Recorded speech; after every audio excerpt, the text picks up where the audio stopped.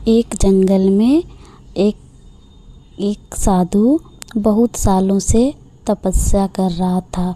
वह एक पेड़ के नीचे बैठकर अपनी तपस्या में मग्न था। उस जगह पर पानी की बाढ़ आ जाती है। सारे लोग इधर से उधर भाग रहे थे और यह साधु अपनी तपस्या में मग्न था। इन्हें पता ही नहीं था कि पानी की बाढ़ आ चुकी है।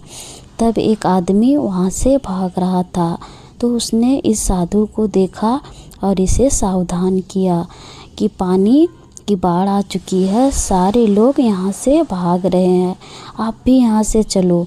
तो साधु ने कहा, तुम जाओ, मुझे भगवान बचा लेंगे। कुछ देर के बाद पानी साधु के गले तक आ गया। तभी वहाँ से कुछ लोग नाव में बैठकर भाग रहे थे।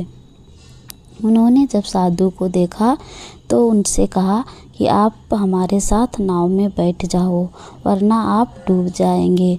लेकिन साधु ने फिर से वही कहा कि तुम जाओ, मुझे भगवान बचा लेंगे। और वह लोग भी वहाँ से नाव लेकर चले गए। थोड़ी देर के बाद जब पानी बढ़ने लगा तो वह साधु एक पेड़ पर चढ़ गए। तभी वहाँ से एक हेलीकॉप्टर गुजर रहा था जो लोगों को बचा रहा था।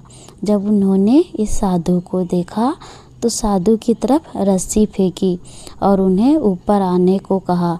लेकिन साधु ने फिर से वही कहा कि तुम जाओ, मुझे भगवान बचा लेंगे। और वह हेलीकॉप्टर वाले भी वहाँ से चले गए। धीरे धीरे पानी बढ़ने लगा और वह साधु पानी में डूबकर मर गया।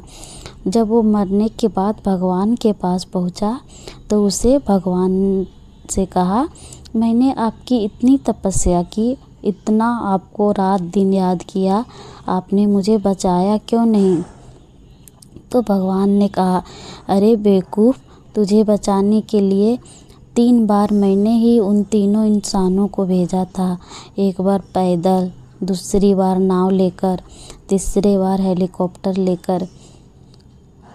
इस कहानी से हमें यह शिक्षा मिलती है कि खुदा हमेशा किसी न किसी के जरिया बनाकर भेजता है हमारी मदद करने के लिए, लेकिन हम अपने घमंड में उन्हें पहचान नहीं पाते और ऐसे मौके हाथ से गंवा देते हैं।